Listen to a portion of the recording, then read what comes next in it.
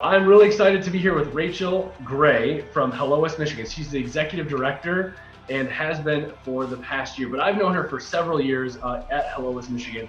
And she is the person, at least in my network, that talks to more human resources and employers than anybody else I know. And with the current world we're living in, where in Michigan we now have over 1 million people that are unemployed, I wanted to at least ask a few questions of Rachel on what in the world should somebody be doing if they're sitting at home and wondering, am I going to get my job back? Do I need to look for a job?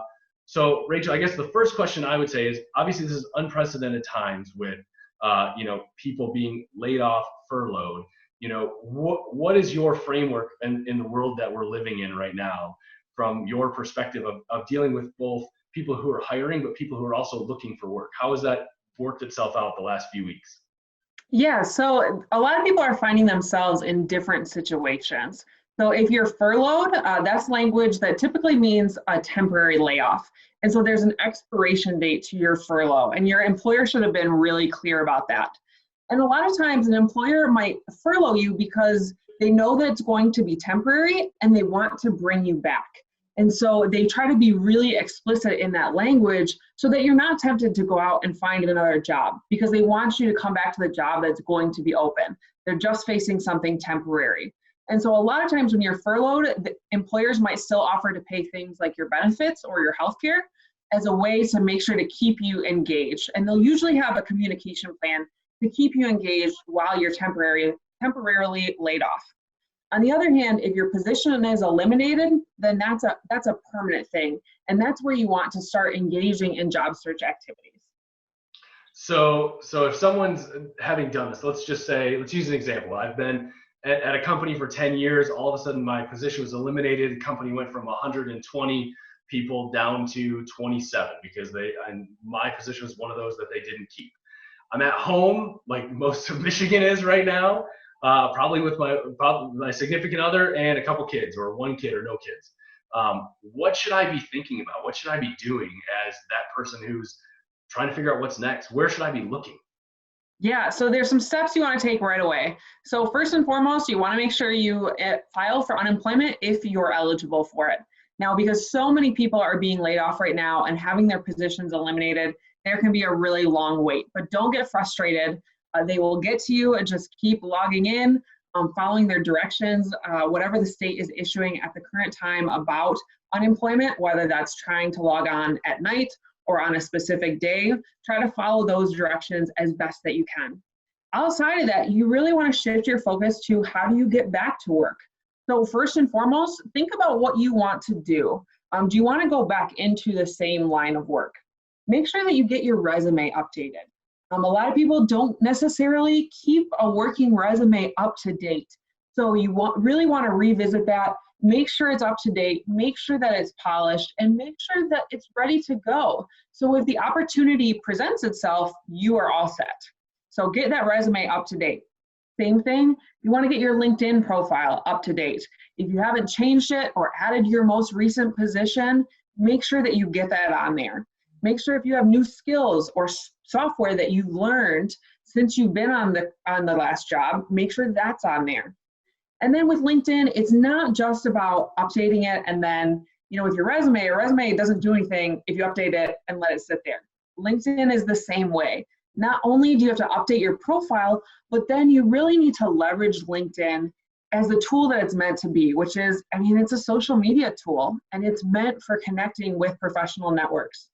So just like you probably log in every day to Facebook or Instagram and you scroll through your feed, you want to start doing the same thing with LinkedIn. It's only as good as you use it. So start doing things like connecting with people in your network, sending connection invites. I always say when you send a connection invite to please include a note. That is the best way to get that connection responded to and get a yes, to remind that person how you know them.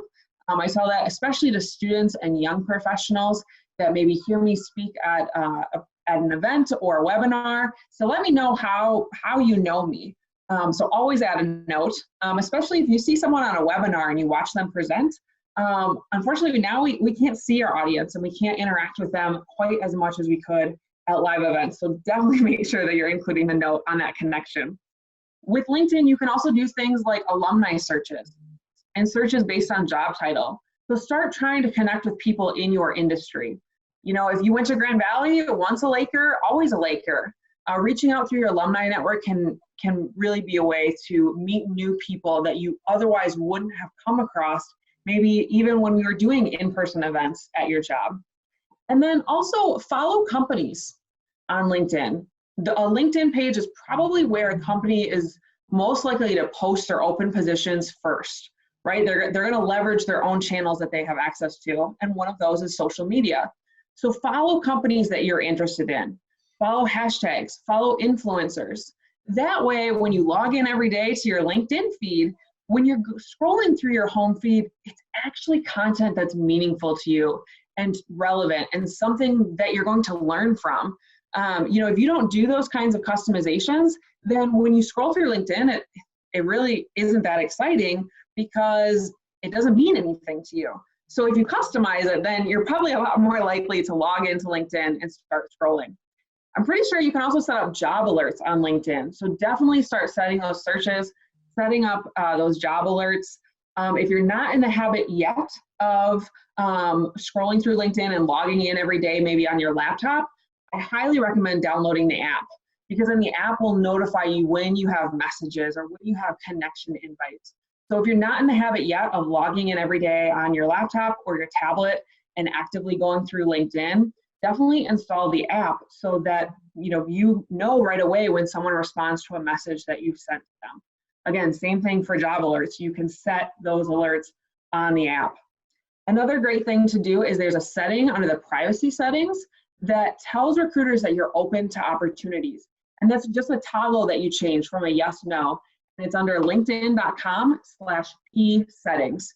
In the privacy setting, it's kind of like turning your light on, and it lets recruiters know that you're interested and that you're open to being called about an opportunity. So LinkedIn, there's a lot to leverage with that tool, so just really start getting used to it. Beautiful. So a couple clarifying questions about resume. Do you recommend hiring a professional resume writer or an editor or someone or do you just say, get it out there, done is better than perfect? Like, what's your perspective on that? I guess it really depends on, what is the status of it currently.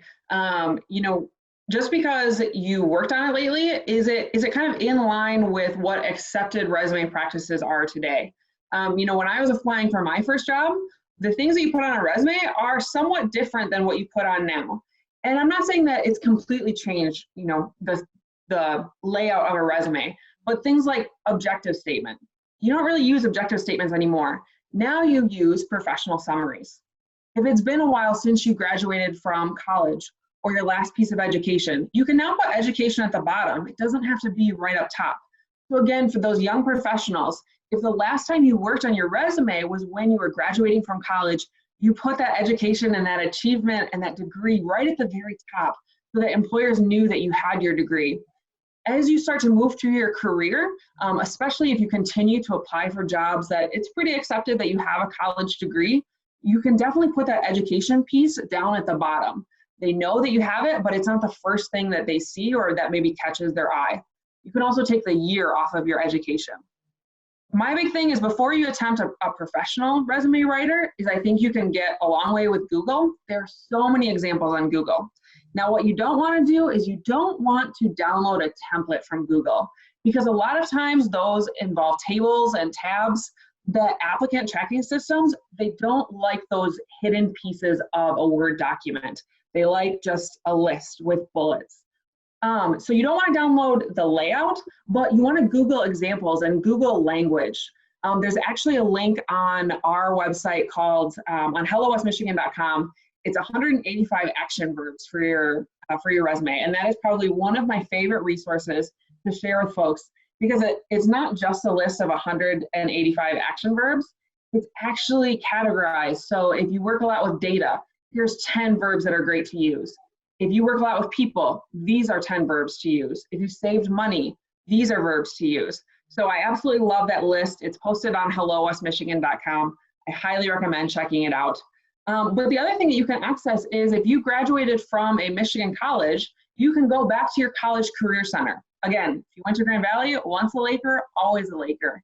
And most colleges have lifetime privileges for their alumni at their career services office. Now, I can tell you career services might be a little bit busy right now helping the summer interns that are also affected by COVID, but they are more than happy to help alumni. So reach out to them because it's free and they can help you with that resume and with those interviewing skills. It's a great way to engage with your college. Interesting. Yeah. My next question, resume, perfect. I appreciate the perspective and just the insights. Get some basic things done and then, adjust. If you really need to hire a professional, go for it. But let's try some things first. My next question is talk about the idea of utilizing your network, and not necessarily just your inner network, but your extended network right now. Because obviously we're all in this together, right? We're all going through this experience together. We don't know really what's going on other than what's happening in front of us day by day. How can someone who's out of work utilize their extended network to get the word out? And what language would you suggest using around a job search? I'm curious about that. Yeah. So, I think a really interesting perspective is that we're not necessarily all in the same boat, but we're in the same storm. I think we're in the same storm, but we're in different boats. And so everyone's sort of experiencing this differently. And so when you start reaching out to your network, making sure that they understand when you tell them, yeah, I've been laid off. That's, I think, really telling them that my position was eliminated and I'm on the hunt for a new job. Someone else may be in the furlough situation where they're kind of waiting to go back to work because they have that expiration date of their furlough. So make sure that when you are talking to your network, that you're letting them know I'm actively seeking a new position. That's a language that you want to use, because I think that really helps clue people in that you're on the hunt. And, I think also letting people know what types of positions are you looking for. That's really important, because even if a colleague or someone in your network says, hey, I'd be happy to pass along your resume, make sure that they understand what you're looking for. And what I mean by that is make sure that they understand the functional area. So we have a lot of crazy job titles nowadays. You may have a job title HR manager, but that doesn't necessarily mean you're a generalist. You could be in talent development or in talent acquisition, but you really aren't doing things like payroll or benefits or things that a generalist might do. But that's just sort of a mismatch between job title. But again, you need to help that person in your network who is maybe willing to go to bat for you. That's fantastic if they say, I'm willing to pass along your resume, but make sure that they know your story and that they know what you're looking for. Beautiful. Yeah, my experience has been the best way to find that next job, whatever that is through either, not even necessarily your immediate network, but usually the extended network, because if they have, I always use the example, taking photos, in the wedding world, right? If someone's not engaged and not getting married, I call it the wedding antenna. The wedding antenna are not up and they're not alert. But as soon as you are, right, like for me as a wedding photographer, I just have the tendency to look at the left hand of a woman for a ring. It's just the thing that I do, right? And so how you get business. Yeah, exactly. It's my business, right? I'm supposed to be paying attention to it, which is great.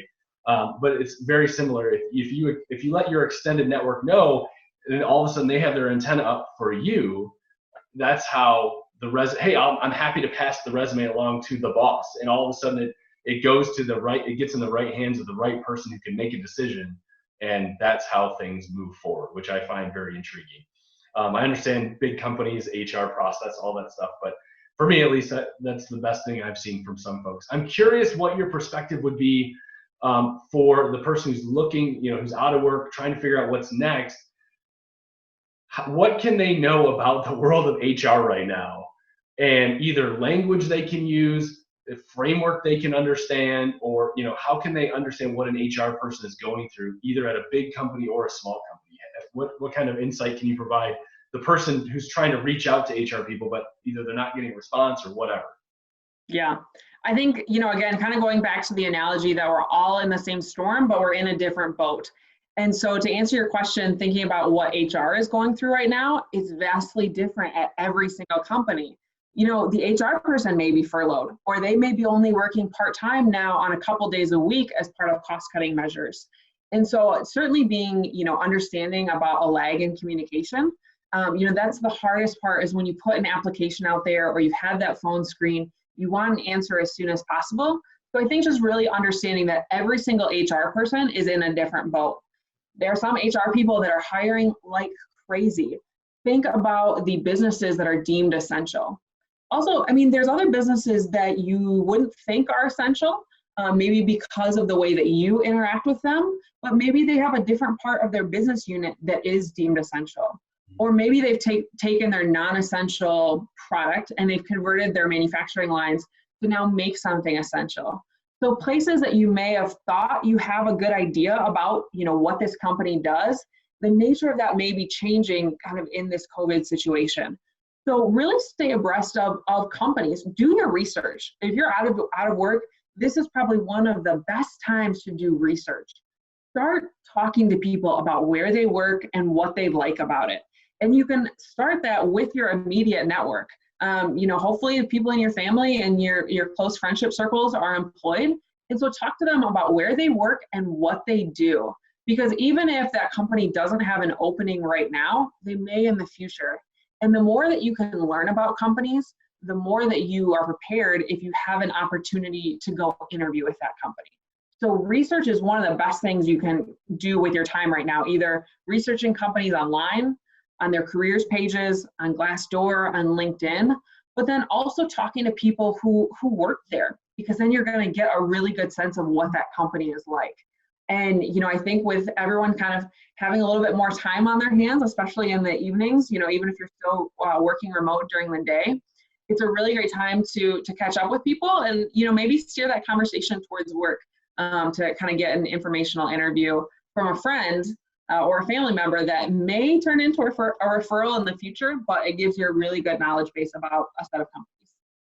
What should people be doing as a follow-up process if they do see a posting online and they want to apply for it, or they do apply for it? What should that process look like right now? Yeah, so if you find companies that have openings that you're qualified for and you want to apply for, definitely apply. I think there's a little bit of a misnomer out there thinking that, well, maybe a company isn't hiring right now, so these 5 openings that they have on their site, I'm not going to apply for them. I'm going to wait until this situation passes. That's probably not the best way to approach that. If the job is up, it means that company is actively sourcing for candidates in that position. They're trying to do a lot of that front legwork so that when things do open up and maybe they get the approval for an offer or a start date, that they're ready to go with a chosen candidate. And so if you see things that are open, definitely apply. You definitely want to do that. So always kind of, if you have a short list of companies that you think, hey, I would really like to work here. If they don't have something open right now, make a weekly appointment for yourself and check on their careers pages every week. Have they posted anything new? And then that way you won't be out of the loop and you won't, say to someone, oh, well, I saw, 3 weeks ago, they didn't have anything open. Well, if they have something posted, it means they're sourcing. So definitely go and apply for it. And if people are smart about using LinkedIn, all of a sudden they can start following the LinkedIn pages, maybe even connecting with some people that work in the hiring positions at that company. I mean, I know that's been an interesting thing to see happen on LinkedIn is the amount of conversation that happens around hiring. I mean, from the HR world that I know, and obviously you have a much better reading of the pulse, is that LinkedIn is literally the best tool that HR teams are using right now to go find candidates. Is that somewhat of a fair statement? Yeah, because I think you can spend a lot of time there and connect and really warm up that pipeline, even if you don't have an opening yet. So again, just like setting that appointment for yourself to go search, check the careers pages of a short list of companies that you want to work for, or that have the type of openings. Maybe you've seen them in the past, you know that they have them, they're just not open right now. Start going on LinkedIn and finding people who work there, even if they're not in your network yet, and try to connect with those recruiters. If you can have a short, friendly conversation on LinkedIn with the recruiter at a company you want to work for, even if they don't have an opening right now, recruiters are always trying to expand their network. And so if you can have conversations with them when there's not openings, then it's more likely that you'll be top of mind when that recruiter does get an opening. And they say, you know what, I have a candidate who I've engaged with, they have the skills that we want. So then the recruiter is going to actively reach out to you, which is a little bit of a reversal from you always checking for openings. So yes, you can definitely use LinkedIn as a way to connect with company recruiters at companies that you find interesting. It's like first date, second date, third date. Right on the first date, you don't ask, hey, like, when do you want to get married and have children? Let's put that on the calendar. Like, that's not what you do, right? It's first date, second date. Let's have a little bit of a relationship building time, right? Yeah, Um, you want to get to know them. You want to warm up. exactly. So, last question I have for you is for the 44-year-old. It's from the 44-year-old who's sitting at home and he's had the thought, I'm not super happy with where I'm at right now, and I've been laid off. I've got some time to think about what I want to do in the future, and I'm thinking I might want to pivot, right? I went from, the accounting, been in the accounting world, but I really don't love accounting.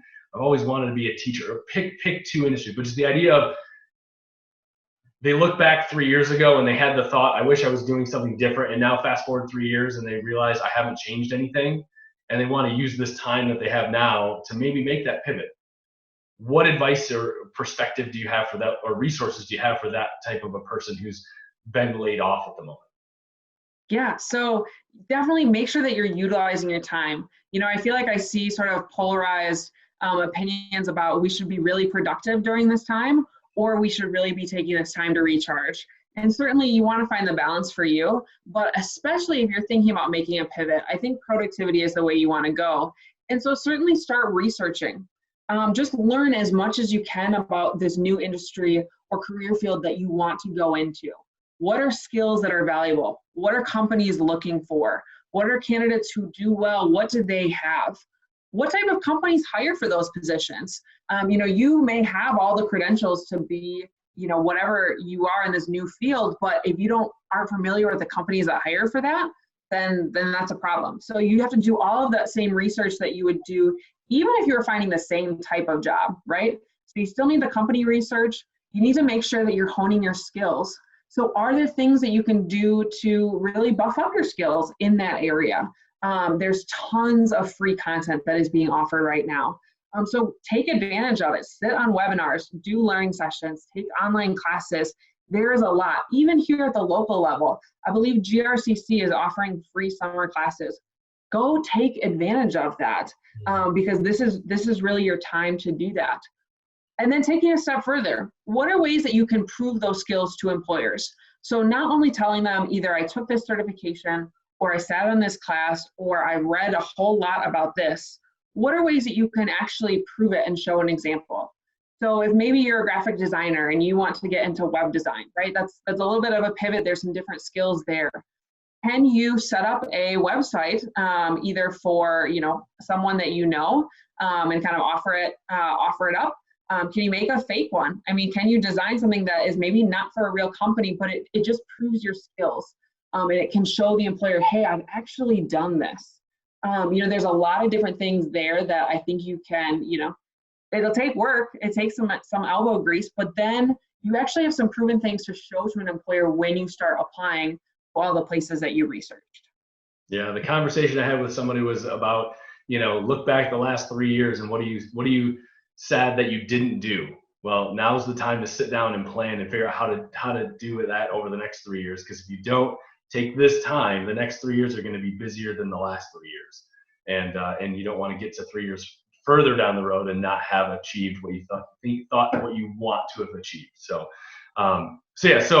parting thoughts from the woman, at least in my life, who knows more HR people and companies than anybody else. I love your perspective of we're all in the same storm, but in different boats, experiencing different things. What do you want the people of West Michigan to at least know from based on what you've seen the last 4 to 6 weeks of the West Michigan business community? Yeah, so I think that again, there's a lot that is still happening, right? It hasn't come to a complete standstill. So definitely make sure that you're out there researching and applying. HelloWestMichigan.com is a great place to do that. So we have 80 member companies. We have a featured job list. Again, even if the company doesn't have an opening posted right now, you can go read about the company and learn about them. And it's great employers here in West Michigan. We also have a list of networking groups. So again, kind of thinking about taking that time that you want to connect with other people. There's lists of networking groups. If there's a professional association that exists for your field, go take a look at that. Again, a lot of them are offering free content, free webinars, free virtual events, or reduced membership costs. So this is your chance to get in on a membership, maybe a yearly membership that costs a lot less. It's a great time to do it. I think for any professional associations that are on kind of a school year calendar, that maybe, normally take the summer off because they're so great here in West Michigan. Some of them are kind of offering those deals through the end of May, or maybe to, mid-June, which would kind of follow their typical cycle. I've seen that with some. So go take advantage of that now. Because you know what, if this does continue, we hope it doesn't, but if this does continue into the fall, then I think a lot of places are going to be making more proactive decisions about virtual event schedules and things like that. So they're going to plan for that, and they're going to kind of set their memberships that way. So if you can take advantage of a yearly membership at a discounted rate or a free rate, definitely get in on that now. So hellowestmichigan.com. Also, if you are unemployed and you're looking for a new job, you can upload your resume at hellowestmichigan.com and go out in our weekly resume pack. So typically we help people who are relocating to the area, but if you are local and unemployed, so your position has been eliminated, you can upload at hellowestmichigan.com. Yeah, and I knowing your organization, you guys have a fantastic success rate with placing candidates that upload their resume into positions that those 80+ member companies are hiring for. So I was going to ask you, where should people find you? But you just went through it, which is great. At hellowestmichigan. Is it .com or .org? .com. Right? .com. .com. And I think you guys own .org as well, but I could be wrong. We might, yes. We might. But I appreciate your time today. And again, I know I absolutely love the perspective. I'm going to steal it, just so you know. I'm telling you now, I'm going to steal it. We're all in the same storm, but we're in different ships right now. And that's I've experienced that more so this week than before the last 6 weeks. So I appreciate your time. I appreciate your perspective, and hopefully, some of the folks who are at home wondering what's next are able to use this information. And a year from now, 6 months from now, however long, they reach out to you and say, "Hey, I saw your video. Thank you so much." So I appreciate your time. Thanks so much, Rachel. You are very welcome, Russ. Have a good one.